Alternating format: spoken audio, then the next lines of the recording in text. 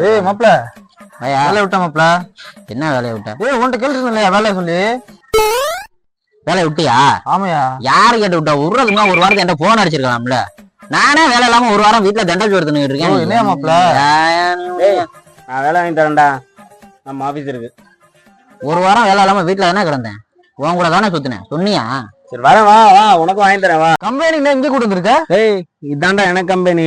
ஏய் மாட்டு கொட்டாயா? ஆமா. இங்க என்ன வேலை? இது என்னது? என்ன இந்த மாடு இருக்குல்ல, இதுல என்ன ராமராஜ மாதிரி பால் கறந்துக்கிட்டு இருக்கா?